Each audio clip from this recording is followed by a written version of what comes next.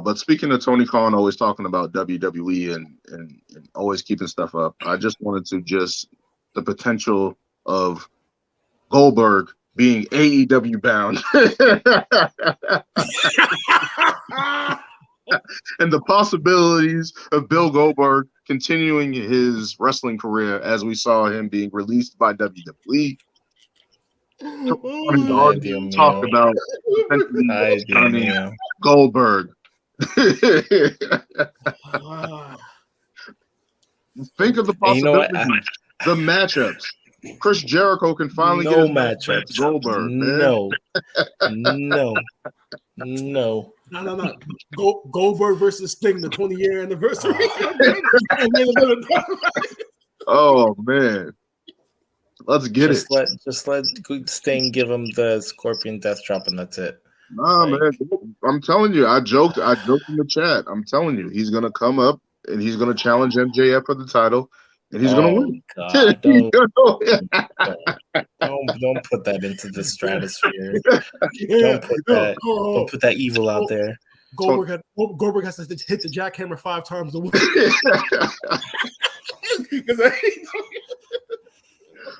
Oh my goodness, Tony Khan, if you're listening, there's your what's their big pay-per-view? All Out. Double or Nothing. Double or Nothing is next year. I will go on Twitter and tag Tony Khan in that him and Undertaker match over and over and over again. Be like, you want this? You want this in your company? You don't want this in your company. He almost killed him. Goodness. He almost killed the legend. Oh my God. I'm sorry. Goldberg is a prime example of somebody that just needs to stop. I don't know. But you know what's crazy is that Sting is legit still doing it, but does it in such a graceful way that it's still respectable. Respectable and entertaining. Respectable and acceptable, exactly. Yeah. Why? Just because you were this fucking monster back in the day doing jackhammers, why are you still trying to give people jackhammers? Unless they weigh 115 pounds. Like, there's no reason. My thing is that he's been so bad, right? Like, it's ruined him, honestly, for me. Because I used to love Goldberg back in the day. He was a fucking animal. He was huge. Fucking, I didn't know about all that other shit he used to do to people. But Goldberg was just a monster with him and Brock. I thought it was great. Now, I'm like, yo, get this man out of here. It's like Shawn Michaels. Like you weren't supposed to come back, and then you came back, and it was like, nah, it was amazing. It was amazing. We didn't need you to come back. We didn't need you to come back. Since Goldberg came back, to me, he's only looked good twice. There was one time, not the Undertaker match, but the match with Bobby Lashley in Saudi Arabia. Yeah, I remember that. Match. Like that was like one of the times where I was like, all right, Lashley carried him to a good match. And then obviously when he came back against Brock Lesnar and squashed him, that's the where he looked. That was the one. That was the only time I was like, oh shit. Good shit, because Brock was just like champ for too fucking long, and I was like, "Take it, thank you. You did us all a favor." But the Fiend, I hated it. The shit with Undertaker, hated it. He killed him. What was the other one? Was it the Bobby Lashley one where he brought his son into it and all that shit? And then he got hurt. His leg was that. He blew his leg out. Yeah, I'm like, this shit was so stupid. I'm like, oh, I can't be. And then him cutting those stupid like superhero promos. I'm like, but my thing was that my whole thing about that was like he was never that guy. He was never that guy. So for him to come in, destroying people. What do you mean you were you want to be a superhero? Like, man, you ain't care about them damn kids, man. No. You ain't care about them damn kids. Just say you want another title run. That's all you had to say. I want to be a superhero, my son. Get the fuck out of here. You just want a title. He's trying to be a good father. He's trying to be like Rey. He's trying to be like Rey Mysterio. Provide a good example. and we're about to see his wife is about to get involved this Friday. Yeah, Dominik Mysterio going to be asking on the behalf of Rey Mysterio, his mom, basically, to have his father fight him at WrestleMania, which is hilarious. So that's going to be the final match. And it's funny, if that match gets added, that's 12 matches total for WrestleMania. 6 and 6. Yeah. So you guys remember at SummerSlam with Shawn Michaels and Chris Jericho with Shawn Michaels' wife when Jericho accidentally punched her in the lip? Mm-hmm. Why do I feel like they're gonna be going for the same thing with this shit? Like Dominik goes to punch Ray, and then somehow Ray moves, and then his wife gets hit. And then you just hit your mom. Oh my goodness! Yo, if they really destroy Ray's like Hall of Fame intro with this shit, I'm like, yo, I'm done. I swear. And I feel like they are going to do it. I swear, if Dominik is sitting in the crowd with his family, looking like a proud son and stuff, I swear to God, I'm like, yo, he's been punking this guy for like 6 months now. And like, yo, he's just sitting in there in the crowd with the fucking sign, like, you dead B. Nah, he's got to heal it up. That's the only way they can do the Hall of Fame. They got to push this angle. That's the only way they can do it. He accepts it, and then right as he's walking off, then Dominik comes out and kicks his ass. Like he's got to do something. Like he gives his speech, and then when he's turning around waving to the crowd, then here comes Dominik from behind. They got to do something because that's crazy. But like if he punches his own mom, like I know in like Spanish storylines and stuff like that, they get like family is a big part of it. Like it gets in depth. For him to like his mom to take a hit, that's crazy. Or his mom actually just slaps the shit out of Dominik. That'd be something's gonna happen. Something's gotta happen to make this feud because Ray gave a passionate promo on SmackDown, and it was like, okay, like he's still gonna be the good guy, whatever the case may be. Not fight his son. He will kick it. If he was like, if there's anybody else and not a punk ass, I would kick their ass. But because you're my son, I'm not gonna do it. So the fact that Dominik is gonna be there with his family at SmackDown, it's like, okay, let's see where this is gonna go. It's like, no, because he's your son, you should want to do it more. No, that's what I was thinking. I'm just laughing because he beat him up in his home. He beat him up in his home. Like what are we doing?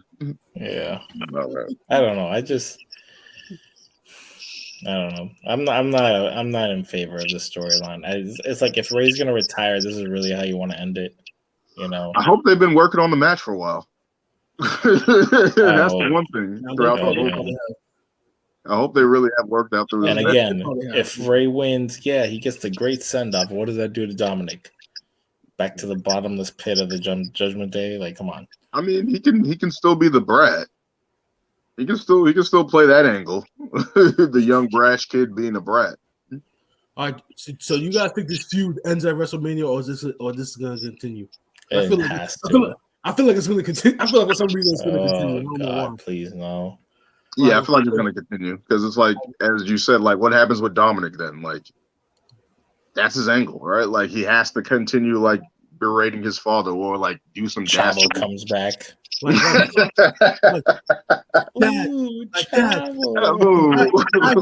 I win, if I win, I get your mask. That'd be crazy. Match. That'd be crazy.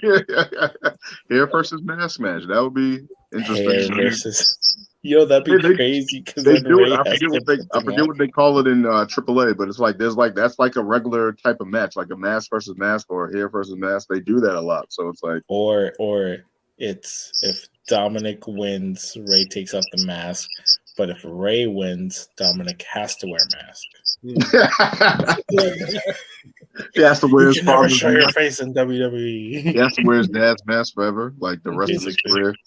Oh my goodness. Dominik Mysterio Jr. You've been trying to cover Dominik's face for a while now. Telling you, he could have just been a tall Ray, and he should have. even though he looks like Eddie right now, which is even crazier. That's the biggest thing, and I'm like a young Eddie, Latino Heat Eddie. Like I said, like yo, how you look like the motherfucker I beat? He was your dad. That's the craziest thing. Like they played up to that part, and I think I read some storylines where they were like people were saying like the Guerreros didn't like sign off on that. They didn't like that, and then I'm seeing other stuff like I'm seeing conflicting reports on that. But it's just when like he was a kid. No, like the part where like right now, like how he looks like Eddie, like the jail part, like they didn't like that. Like that didn't sit well with them. So I'm like, oh, I'm wondering if they got cleared for that. Like I figured as close as they are, like they would clear that with them. So I don't know. Maybe they're just playing up to the story. But so wait. So Vicky Guerrero wasn't a fan of that? Yeah, I think the Guerreros are like, yeah, they didn't want that image of like Eddie in jail and stuff like that, like that type of portrayal of him. And I'm like, okay, I can understand it from that standpoint, but it's like I feel like with him in the long hair, he looks kind of like WCW Eddie Guerrero. No, yeah, he looks like Eddie Guerrero, like the mullet. Yeah, basically, yeah. I mean, it's just a look. I mean, this is the same family that signed off on Randy Orton saying that Eddie Guerrero is in hell. So, you signed off on that. Now I know it was years ago, but still. Fucking JBL at the border deporting people and shit. Oh my goodness. Jesus Christ. I will never forget that shit. Go back to Mexico.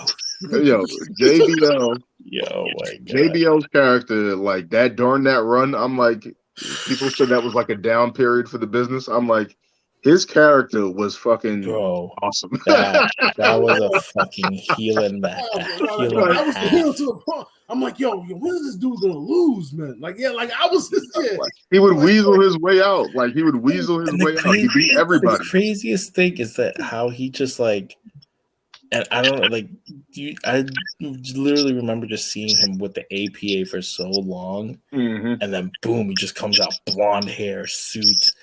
And they lost. I forgot. I think they lost to the Dudleys or something like that. Yeah. And they break up. Yeah. And Farouk went home. Basically, it was his swan song. And Bradshaw stayed.